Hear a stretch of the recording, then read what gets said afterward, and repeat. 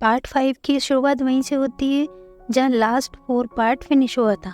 येनवू और हेन डॉक्टर से मिलने के लिए निकलते हैं। जाते हुए हेन युनवू को वार्न करती है कि तुम मेरी कंडीशन के बारे में किसी को नहीं बताओगे। इधर हेन के भाई सुचोल को ग्रैंडपा अपने पास बुलाते हैं क्योंकि उसने कंपनी में कुछ ब्लंडर कर दिया था। सुचोल को अपने ग्रैंडपा से मिलने में बहुत डर लग रहा था और वो ग्रैंडपा से मिलने के लिए मना करता है, पर उसकी वाइफ दाही उसे दादाजी से मिलने के लिए मोटिवेट करती है। सुचोल के आने पर ही ग्रैंडपा उस पे बरस पड़ते हैं क्योंकि उसने 8 मिलियन वॉन का टैक्स ज्यादा पे कर दिया था। इसके बारे में पर सुचोल को पता ही नहीं था। वो कहता है कि मुझे तो इसके बारे में पता ही नहीं है। तो ग्रैंडपा उस पे और ज्यादा भड़कते हैं और उसको बहुत डांट लगाते हैं। वो कहते हैं कि तुम्हारा ब्रदर इन लॉ ही तो तुम्हारा फाइनेंस डिपार्टमेंट संभालते हैं, तो तुम्हें इस बारे में कुछ नहीं पता है। वो कहते हैं कि तुम कुछ तो ढंग से सीखो, से एक भी काम ढंग से नहीं होता है, कुछ तो अपनी बहन से सीखो। अगर युनवू ने टाइम रहते ही तुम्हारी मिस्टेक नहीं पकड़ी होती तो आज हमें 8 बिलियन वॉन का नुकसान हो गया होता। आखिर तुम कब जिम्मेदार बनोगे, जवाब दो मुझे। ग्रैंडपा उसको बहुत चिल्ला कर ये सब डांट रहे थे, जिससे सुचोल को तो पैनिक अटैक ही आ जाता है। इस वजह से उसे बेड रेस्ट पर जाना पड़ता है। उसकी हालत के बारे में सुनते ही उसकी मॉम उसके पास आती है और कहती है कि तुम्हारी ग्रैंडपा ने शायद तुम पर कुछ ज्यादा ही स्ट्रेस डाल दिया है। सुचोल कहता है कि ये सब युनवू की गलती है क्योंकि वो हर चीज में अच्छा क्यों है, और उसकी वाइफ दाही कहती है ये सारी गलती मेरे भाई की ही है, उन्हीं से मिस्टेक हो गई है। और सुचोल उसे डिफेंस करते हुए कहता है कि नहीं, उनकी कोई गलती नहीं है, ये तो बस 8 बिलियन का छोटा सा मैटर है। युनवू चाहता तो ये बिना बताए दादाजी को ये काम कर सकता और इस मैटर को सॉर्ट आउट कर सकता था। ये सब सुनकर उसकी मॉम को बहुत तेज गुस्सा आता है और वो युनवू से मिलने के लिए निकल जाती है। और इधर हेन का दोबारा चेकअप किया जाता है, पर रिपोर्ट इस बार भी सेम ही आई थी। वो कहते हैं हेन को सच में एक रेयर ब्रेन ट्यूमर है। तो इस पर युनवू पूछता है कि क्या हेन के पास एग्जैक्टली 3 महीने ही है। तो डॉक्टर कहते हैं कि एग्जैक्ट कितने दिन है ये तो मैं नहीं कह सकता। युनवू कहता है कि ऐसे कैसे कह सकते हैं आप, आपको न्यूरो सर्जरी का 30 साल का एक्सपीरियंस है, आपको तो एग्जैक्ट बताना चाहिए ना कि कितने दिन बाकी हैं। पर हेन युनवू की 3 महीने की बात सुनकर इरिटेट हो जाती है, उसे चुप होने के लिए कहती है और वापस चलने के लिए बोलती है। तो युनवू कहता है कि नहीं, मुझे सब कुछ जानना पड़ेगा ना। तो हेन कहती है कि ठीक है, फिर मैं अकेले चली जाती हूँ, मुझे ये सब अब नहीं सुनना है। हेन के जाने के बाद युनवू डॉक्टर से पूछता है कि आप एग्जैक्ट बता सकते हो कि हेन के पास और कितना टाइम बचा है, ये मेरी जिंदगी और मौत का सवाल है। भले ही हेन ने उससे मजाक में कहा था मरने वाली बात, पर युनवू को हेन की बातों पर बिल्कुल भरोसा नहीं, क्योंकि वो कुछ भी कर सकती है। इधर हेन हॉस्पिटल से बाहर आती है तो एक पेशेंट को देखती है, तो उसे ये देखकर अपनी बीमारी का ख्याल आने लगता है, पर बाहर आकर कहने लगती है कि मैं इन सबसे बहुत अलग हूँ, मेरे साथ ऐसा कुछ नहीं होगा। फिर वो अपने ऑफिस आ जाती है जहाँ पर उसकी मॉम आई हुई थी युनवू की खबर लेने। मॉम हेन को देखकर युनवू के बारे में उससे पूछने लगती है। तो हेन पूछती है कि आप यहाँ क्या कर रही हैं। तो मॉम उस पर चिल्लाने लग जाती है। वो कहती है कि क्या हो गया अगर सुचोल ने 8 बिलियन वॉन का टैक्स ज्यादा पे कर दिया है तो युनवू को इस मैटर में अपनी नाक घुसाने की क्या जरूरत थी। मुझे पता है ये तुम दोनों ने ही किया है, तुमने ही युनवू को ये बात ग्रैंडपा को बताने के लिए बोला होगा। हेन कहती है ऐसा कुछ नहीं है मॉम, युनवू जानबूझकर ऐसा कुछ नहीं करेगा, और वैसे भी मेरे पास इन सब के लिए टाइम नहीं है। फिर वो अपनी कंडीशन के बारे में मॉम को बताने के लिए सोचती है, पर वो कहती है कि मैं अभी एक सीरियस मैटर में बिजी हूँ। तो मॉम कहती है बीच में कि तुम्हें पता है ग्रैंडपा की डांट की वजह से सुचोल को पैनिक अटैक आ गया था। हेन कहती है अच्छा, तो आप तो बहुत घबरा गई होंगी, पर मॉम मैं आपको बताना चाहती हूँ कि मेरे साथ भी एक बहुत सीरियस मैटर हो गया है, क्या आप जानना नहीं चाहोगी कि क्या हुआ है। तो मॉम कहती है कि तुम तो हर चीज अपने आप हैंडल कर लेती हो, तो मैं जानकर भी क्या करूंगी, इस प्रॉब्लम को भी तुम शॉर्ट आउट कर ही लोगी। तो हेन कहती है हाँ मॉम, आपने ठीक कहा,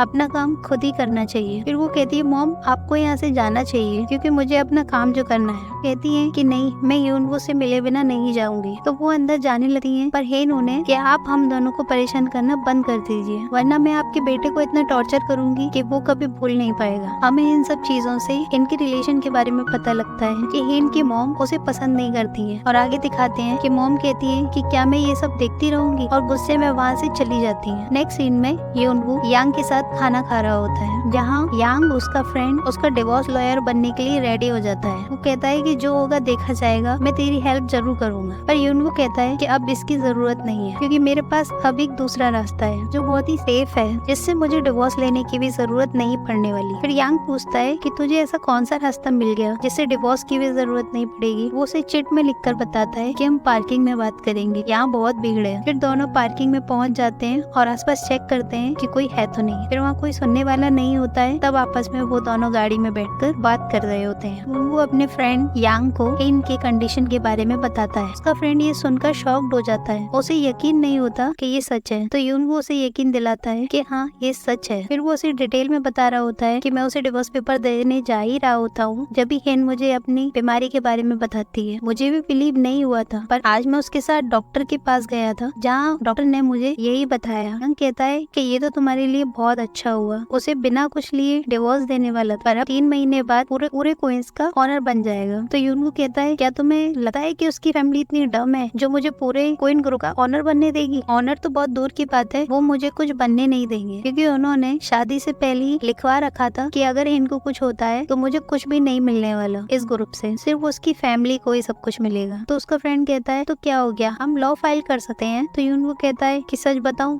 मुझे कुछ भी नहीं चाहिए, मैं तो बस इसी बात से खुश हूँ कि मुझे 3 महीने बाद इस फैमिली से छुटकारा मिल जाएगा। तो फ्रेंड कहता है कि नहीं, तू ऐसा नहीं कर सकता, तुझे गॉड ने 3 महीने ही क्यों दिए? तूने इस फैमिली में 3 साल में बहुत कुछ झेला है, इसलिए गॉड तुझे 3 महीने बाद सब कुछ रिटर्न करने वाले हैं। क्योंकि अगर हेन चाहे तो अपनी बिल चेंज भी कर सकती है और तुझे उसके बाद सब कुछ मिल सकता है। अगर तूने उसका इन 3 महीनों में दिल जीत लिया तो वो अपनी बिल चेंज भी कर सकती है। जैसे तुझे 3 साल पहले उससे प्यार हुआ था, तूने उसका दिल जीत लिया था, ऐसे ही तू इन 3 महीनों में उसका दिल जीत ले तो वो अपनी बिल तेरे नाम लिख सकती है। प्यार में इंसान सब कुछ कर सकता है। यूनवू कहता है कि तू क्या बकवास कर रहा है? यांग कहता है ये बकवास नहीं है, ये तेरा हक है, इसलिए तू 3 महीने में अपने पूरे दिल से हेन का दिल जीतने में अपने आप को लगा दे। यूनवू गुस्से में उससे कहता है कि तूने मुझे समझ के रखा है, तुझे क्या लगता है क्या मैं उसकी प्रॉपर्टी के लिए उसके साथ प्यार का नाटक करूं? पर जस्ट अगले ही सीन में हम यूनवू को हेन के लिए बुके लेकर आया था और बहुत प्यार से स्माइल करते हुए उसके पास आता है और कहता है कि ये फ्लावर मैं तुम्हारे लिए लेकर आया हूँ हेन। तो हेन कहती है कि ये फ्लावर लेकर तुम क्यों आए हो? तो यूनवू कहता है कि आज हमारी वेडिंग एनिवर्सरी है। हेन कहती है तो क्या हुआ? यूनवू कहता है कि जब मैंने फर्स्ट एनिवर्सरी पर तुम्हारे लिए सरप्राइज प्लान किया था तब तुम बहुत नाराज हुई थी और कहा था कि ये सब करने की जरूरत नहीं है। फिर मैंने सेकंड एनिवर्सरी पर कुछ नहीं किया, तो जब भी तुम गुस्सा हो गई थी कि तुमने हमारी वेडिंग एनिवर्सरी पर कुछ भी नहीं किया, तुमने मुझे डांटा भी था कि मैंने कुछ नहीं कहा, तो तुमने भी कुछ नहीं किया। तो हेन कहती है कि क्या तुम मेरा मजाक बना रहे हो? यूनवू कहता है कि मुझे तुम्हारा मजाक ही उड़ाना था तो मैं फ्लावर्स लेकर ही क्यों आता। हेन कहती है कि हमारी मैरिड लाइफ इतनी भी प्यारी नहीं है जो तुम मुझे विश करने के लिए फ्लावर लेकर आए हो। यूनवू कहता है कि मैं इसे सच नहीं मानता, क्योंकि हम जब चाहे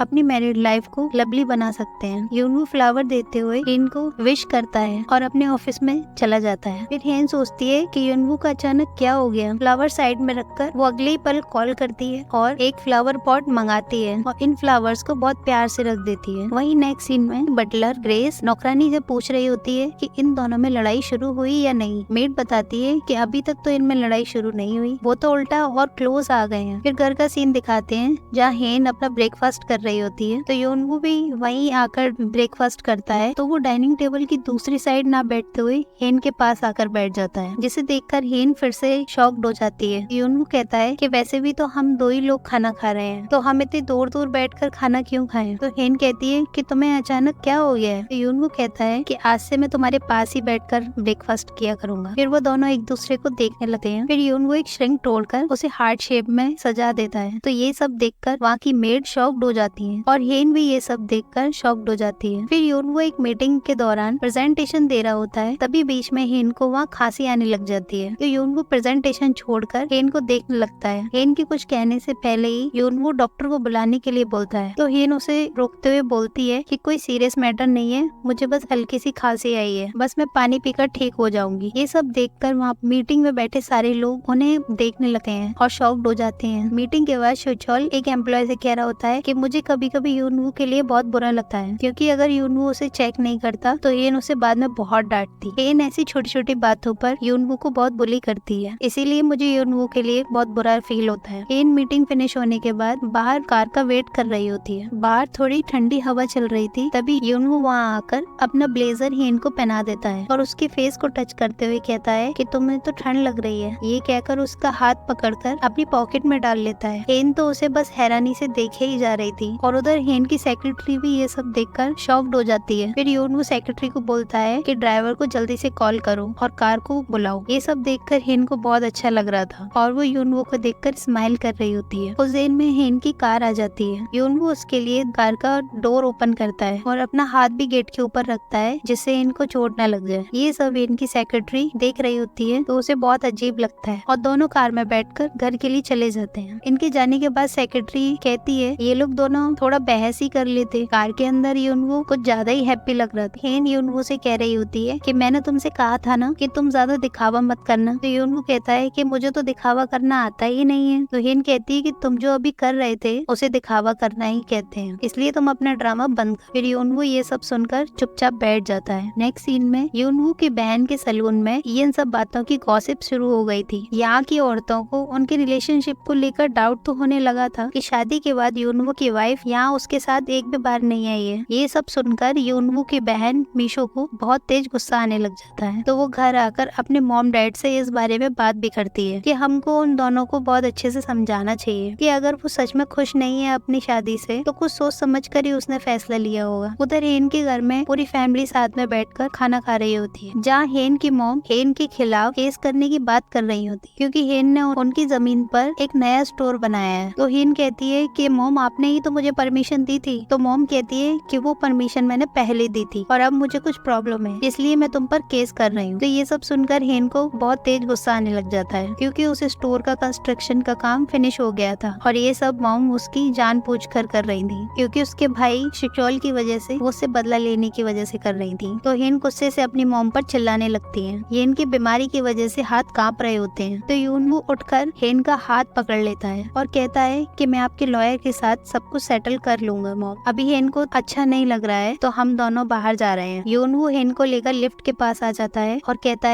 है कि तुम अपनी फैमिली से अपनी बीमारी के बारे में छुपाना चाहती थी पर अभी उनको तुम पर डाउट हो जाता क्योंकि तुम्हारे हाथ अंदर कांप रहे थे। हेन कहती है कि हाँ मुझे पता है कि मुझे गुस्सा नहीं करना चाहिए था पर मैं नॉर्मली ऐसे बिहेव नहीं करती हूँ। तुमने भी तो आज अलग बिहेव किया, मेरी मॉम की बात काटी और मुझे सपोर्ट किया। आज तुमने पूरे दिन मुझे बहुत प्यार से ट्रीट किया, ऐसा तुमने भी तो पहले नहीं किया। और ये सब बोलकर अपना हाथ हटा लेती। वो कहती है कि उनको सबसे पहले डाउट तुम ही पर होगा, तुम जैसा बिहेव पहले करते थे वैसा ही करो, तुम खाना खाकर अपने रूम में चले जाना। और ये कहकर हेन वहाँ से चली जाती है। इसी के साथ पार्ट 5 का एंड यही होता है। वीडियो पसंद आई हो तो वीडियो को लाइक कर देना और चैनल पर पहली बार आए हो तो सब्सक्राइब कर देना। मिलते हैं नेक्स्ट पार्ट में, जब तक के लिए टेक केयर, बाय बाय।